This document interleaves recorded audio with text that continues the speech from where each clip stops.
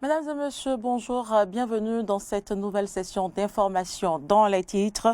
Lancement officiel hier des travaux de la deuxième session ordinaire de l'année 2021 du Conseil départemental de concertation et de coordination. Au cœur des échanges, les questions de développement à la base.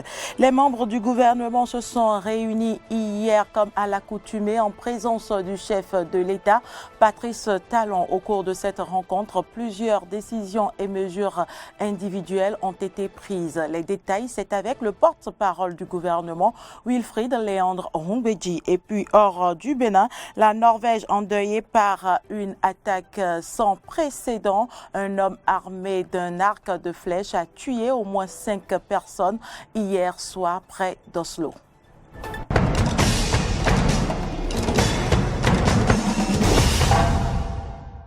Bienvenue à toutes et à tous. Le préfet du département du Littoral a officiellement lancé hier les travaux de la deuxième session ordinaire de l'année 2021 du Conseil départemental de concertation et de coordination.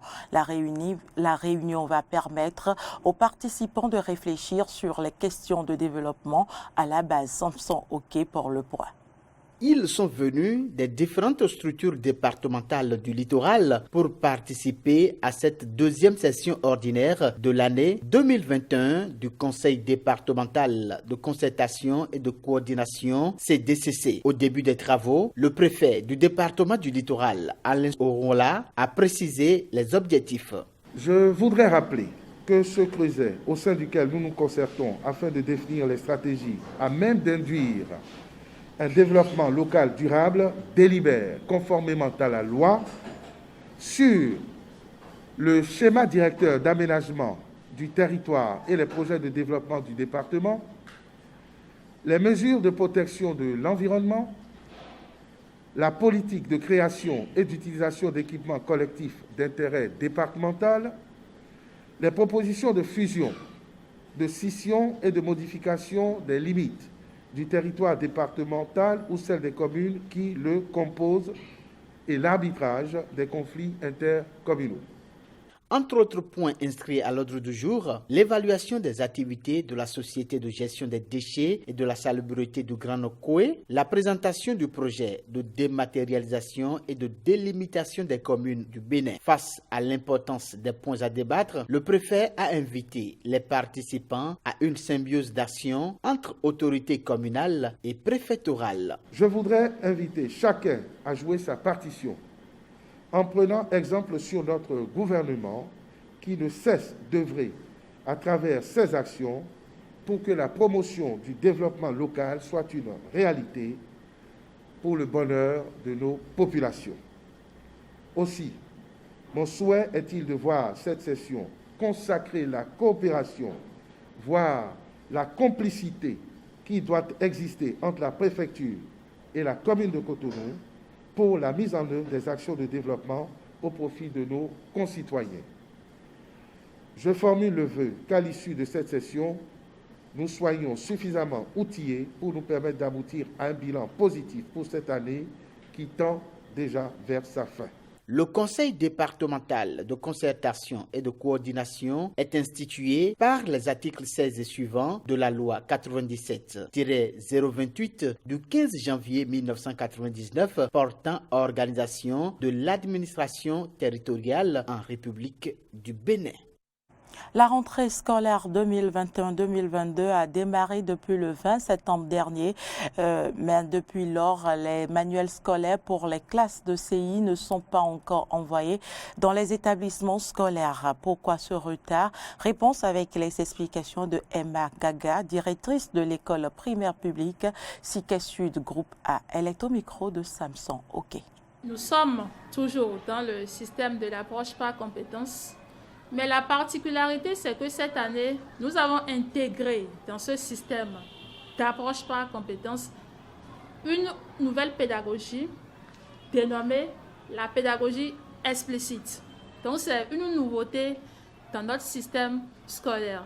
Et de ce fait, la formation, on a commencé une formation, puisque c'est une nouvelle pédagogie, il fallait quand même former les directeurs d'école et les maîtres titulaires du CI pour qu'ils prennent contenu de cette nouvelle approche-là, qu'ils aient tout le nécessaire, toute la connaissance requise pour pouvoir bien mettre en pratique cette pédagogie explicite qui a été intégrée.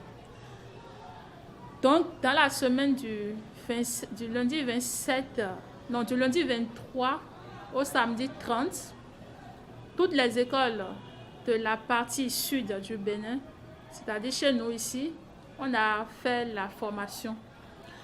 Et c'est après donc tout le processus de formation que nous avons été aguerris pour dérouler effectivement le nouvel apprentissage désormais par pédagogie explicite.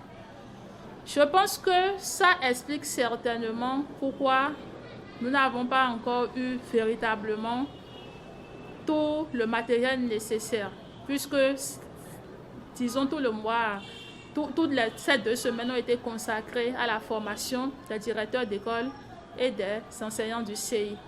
Et par rapport au manuel, comme je vous le disais, c'est certainement à cause de la période de formation que le matériel n'a pas été reçu. Mais je ne crois pas que ça soit un problème. D'ici là, tout serait déjà prêt pour le décollage normal des activités dans les classes de CI. Le Conseil des ministres s'est réuni hier en présence du chef de l'État et plusieurs décisions ont été prises telles que l'interdiction de la production, de l'importation, de la commercialisation et de l'utilisation des tôles ondulées galvanisées, laquais ou non en République du Bénin. Plusieurs nominations ont été prononcées également, notamment pour le compte de la présidence de la République et des universités du Bénin. Suivant ici un extrait du compte rendu du porte-parole du gouvernement, Wilfrid Léandre Onwedji. Au chapitre des mesures normatives, l'interdiction de la production, de l'importation, de la commercialisation et de l'utilisation des tôles ondulées galvanisées, laquais ou non, en République du Bénin. Ainsi, pour compter de l'entrée en vigueur de cette nouvelle décision, les producteurs et les distributeurs exerçant sur le territoire national disposent d'un délai d'1 an pour la commercialisation de leur stock. Les ministres chargés du cadre de vie, de l'industrie et du commerce, de l'économie puis de la justice prendront les mesures subséquentes en vue de l'application effective de cette réglementation. Comme autre mesure normative, le Conseil a adopté les décrets portant approbation des statuts de la Galerie nationale et nomination de son conseil artistique. Au chapitre des communications, en un, l'indemnisation des personnes affectées par le projet d'aménagement de la zone d'îlot en face sud-est du marché de Wando en construction à Porto Novo. En 2, la mission d'étude et de contrôle des travaux d'aménagement de la plage entre l'aéroport de Kadjeoun et la localité d'Adunko.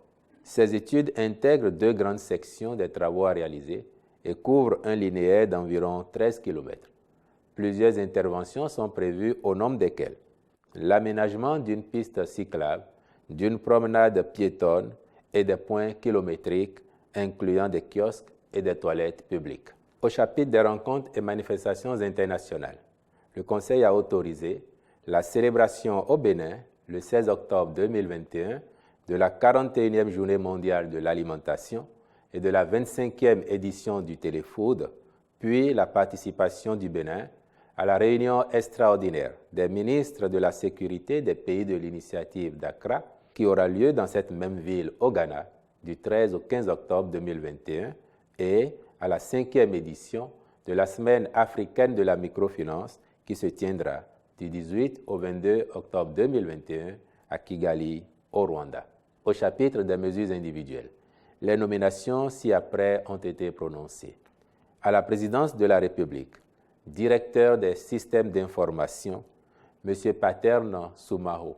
Au ministère de l'Enseignement supérieur et de la Recherche scientifique, à l'Université d'Abomey-Calavi. Recteur, M. Félicien Avlessi. Vice-recteur chargé des affaires académiques, M. Patrick D.Y. Huessou. Vice-recteur chargé de la recherche, M. Aliou Saïdou. Vice-recteur chargé de la coopération, Mme Karine M.N. Kelomé. À l'Université de Parakou, recteur, M. Bertrand Sogbosi Boko. Vice-recteur chargé des affaires académiques, M. Salako Alessandre Alodé. Vice-recteur chargé de la recherche universitaire, M. Mohamed Nasser Bako. Vice-recteur chargé de la coopération, Mme Obbo Yvette Onibon Doubogan, à l'Université nationale d'agriculture. Recteur, M. Bruno Djossa. Vice-recteur chargé des affaires académiques, M. Florent Okri. Vice-recteur chargé de la recherche universitaire, M. Pascal Apoin Olonlade. Vice-recteur chargé de la coopération, Mme Carole Avosevou. Le professeur Félicien Avlessi est donc le nouveau recteur de l'université d'Abomey-Calavi. Vous venez bien évidemment de l'entendre. Nous l'avons joint au téléphone pour recueillir ses premières impressions. Suivez-le. Pour moi, c'est un sentiment de fierté parce que le chemin parcouru est long. Vous voyez. Et nous sommes en face d'une structure qui a fêté ses 50 années d'existence en 2020. Et la gestion a été par les structures parce que l'eau qui coule en 36 mois. Donc, on n'a pas de temps à perdre. On va se mettre au travail. Et surtout que chaque membre de l'équipe est venu avec son projet de développement de l'université. Donc, quand on va se réunir la semaine prochaine, on essaiera d'harmoniser les points de vue, ce qu'il faut compléter, tracer alors une feuille de route et se mettre au travail. Surtout que nous commençons maintenant notre mandat avec les réformes qui sont en cours dans le secteur de l'éducation. Actualité en dehors du Bénin, la Norvège endeuillée par une attaque sans précédent. Un homme armé d'un arc de flèche a tué au moins 5 personnes hier soir près d'Oslo. 2 autres personnes, dont un policier, sont hospitalisées en soins critiques. L'assaillant d'origine danoise a été arrêté après les faits. Ses revendications et ses motivations sont encore inconnues. Les autorités norvégiennes n'excluent pas un acte terroriste. 5 morts et 2 blessés. C'est le bilan d'une attaque perpétrée par un homme à l'aide d'un arc et de flèches dans les rues de Kongsberg hier en fin d'après-midi. Peu de temps après, la police norvégienne a interpellé le suspect, un citoyen danois de 37 ans. Les forces de l'ordre restent pour le moment vagues sur l'identité du criminel et se veulent prudentes sur ses motivations. Avec les informations que nous avons actuellement, la personne agit seule. Vu le déroulement des événements, il est naturel d'évaluer s'il s'agit d'une attaque terroriste. L'homme arrêté n'a pas encore été entendu, il est donc trop tôt pour dire quels pourraient être ses motifs. Nous poursuivons maintenant l'enquête technique, l'enquête tactique, l'interrogatoire des témoins et la collecte d'informations susceptibles de nous apporter des explications sur ce qui s'est passé. Les 2 blessés ont été hospitalisés en soins critiques, sans que leur vie ne soit pour autant en danger. L'un d'entre eux est un policier qui n'était pas en service. Alors que les enquêteurs poursuivent les interrogatoires, la première ministre annonce qu'un dispositif est en place pour connaître tous les détails de ces crimes. Mannen har drept flere mennesker i Kongsberg, og flere er skadet. Un homme a tué plusieurs personnes à Kongsberg et plusieurs autres sont blessés. La police confirme que l'auteur du crime a été arrêté. D'après ce que la police sait maintenant, l'auteur était seul. Il est important de souligner qu'il y a beaucoup de choses que nous ne savons pas encore. Il est trop tôt pour se prononcer sur le mobile de ces actes, mais la police tente de savoir s'il s'agit d'un acte terroriste. Les messages provenant de Kongsberg ce soir sont horribles. L'auteur a perpétré des actes horribles contre plusieurs personnes. C'est une situation très dramatique qui frappe durement la communauté de Kongsberg. Det er en svært dramatisk situasjon som rammer Kongsberg-samfunnet hardt. Og hendelsene ryster oss. Ces événements nous ébranlent. Je comprends que beaucoup aient peur. C'est pourquoi il est important de souligner que la police a désormais le contrôle de la situation. Nos pensées vont d'abord et avant tout aux personnes touchées et à leurs proches. La police a arrêté l'auteur de l'attentat. Elle enquête maintenant sur ce qui s'est passé, comment et pourquoi. Toutes les ressources nécessaires ont maintenant été mises en place. De etterforsker nå hva, hvordan og hvorfor dette har skjedd. Og alle nødvendige ressurser er nå satt inn. D'après la chaîne de télévision norvégienne TV2, l'auteur présumé se serait converti à l'islam et aurait des antécédents médicaux. Des éléments que les policiers ont refusé de confirmer. Au cours des dernières années, le pays a plutôt été la cible d'attaques venant de l'ultra-droite. En juillet 2011, Anders Breivik avait fait exploser une bombe aux abords des locaux du gouvernement à Oslo, puis avait commis le massacre de l'île d'Utøya, tuant au total 77 personnes. En août 2019, un homme avait tiré sur une mosquée près de la capitale, sans faire de blessés graves. Regain de tension entre la Serbie et le Kosovo. Des affrontements ont opposé hier des civils serbes aux policiers kosovars. À l'origine de ces violences, une opération des forces de l'ordre contre les produits de contrebande. Plusieurs personnes ont été blessées. Le chef de la diplomatie européenne appelle au calme.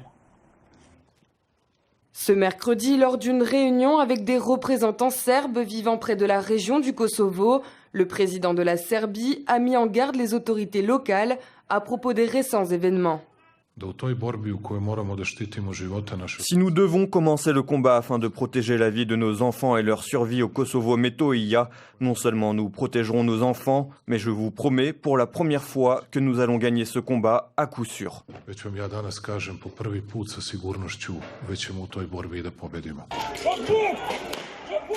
Des déclarations qui font suite à un regain de tension dans cette province sensible. Mercredi matin, de violents affrontements ont eu lieu entre policiers kosovars et civils serbes à Mitrovica dans le nord de la région. Des véhicules blindés ont rapidement été déployés pour ramener le calme dans la ville. D'après les forces de l'ordre, 8 personnes ont été arrêtées. Selon les autorités locales, cette flambée de violence survient après des raids menés par la police kosovare pour saisir des biens de contrebande détenus par des Serbes. Juste après ces affrontements, le gouvernement serbe a appelé ses concitoyens à ne pas céder à la provocation. Je demande à nouveau à notre courageux peuple serbe de rester calme et pacifique et de ne pas céder aux provocations. C'est de la plus haute importance et signification, car avec ses actions insensées du psychopathe Albin Kurti, Pristina peut provoquer une crise aux conséquences bien plus importantes. Des accusations auxquelles l'exécutif local a répliqué. Selon Albin Kurti, Premier ministre du Kosovo, ces opérations policières ne visent qu'à lutter contre la criminalité. L'intervention policière d'aujourd'hui est terminée. J'appelle les citoyens de la partie nord de la municipalité de Mitrovica à ne pas devenir la proie des médias serbes qui défendent la criminalité, la corruption et la contrebande et veulent les politiser et les ethniciser. Les tensions ont été ravivées il y a 2 semaines dans la région du Kosovo, après la décision de Pristina d'interdire les plaques d'immatriculation serbe dans la province. Une mesure de réciprocité selon les autorités locales, car les véhicules immatriculés au Kosovo ne sont pas reconnus par Belgrade. Un conflit qui inquiète l'Union européenne, qui a notamment supervisé un accord entre les 2 parties pour tenter de résoudre la crise liée aux plaques d'immatriculation. De nouveau, le chef de la diplomatie européenne a lancé un appel au calme. Les incidents violents dans le nord du Kosovo doivent cesser immédiatement. Des actions unilatérales et non coordonnées qui mettent en danger la stabilité sont inacceptables. Les relations entre Belgrade et la province se compliquent régulièrement depuis la déclaration d'indépendance faite par Pristina en 2008. Ces tensions sont également renforcées par la situation démographique. Plus de 100 000 Serbes vivent actuellement dans la région du Kosovo. L'émissaire de l'Union européenne attendu aujourd'hui à Téhéran pour relancer l'accord de 2015 sur le nucléaire iranien dans un contexte compliqué. Les discussions sont paralysées depuis l'arrivée au pouvoir d'Ibrahim Raïssi. Alors que l'Occident perd patience, les États-Unis font planer la menace militaire contre l'Iran si la diplomatie échoue. Une rencontre censée rassurer l'Occident sur les intentions iraniennes. C'est à un moment critique pour le futur de l'accord nucléaire qu'intervient le déplacement d'Enrique Mora, l'émissaire européen à Téhéran, alors qu'aucune date n'a été fixée pour la reprise des discussions. Par ses déclarations et ses actions sur le terrain, la nouvelle administration iranienne du président Raïssi fait naître des doutes sur son intention de revenir au plan d'action global commun. Les discussions de Vienne visant au retour de l'Iran et des États-Unis au respect des accords de Vienne ont été suspendues à la demande de l'Iran depuis près de 4 mois et l'Iran ne s'est toujours pas engagé sur une date pour leur reprise. Des inquiétudes de la part de la communauté internationale qui ne cessent de croître en raison du refroidissement des relations diplomatiques occidentaux-iraniennes depuis l'arrivée au pouvoir de Ebrahim Raïssi. Depuis son intronisation en juin dernier, les pourparlers sur l'accord iranien de non-prolifération des armes nucléaires sont au point mort. malgré les tentatives du gouvernement en place de rassurer la communauté internationale. Nous avons dit à plusieurs reprises, nous le répétons, que les négociations de Vienne auront lieu. Les négociations seront suivies au ministère des Affaires étrangères, comme il s'agit de pourparlers techniques visant à garantir la mise en œuvre intégrale des accords de Vienne par toutes les parties. Aucun nouveau texte, ni aucun nouvel accord ne sera négocié.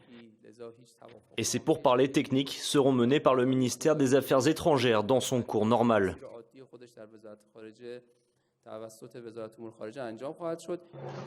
Des promesses rassurantes, mais loin d'être suffisantes pour les États-Unis.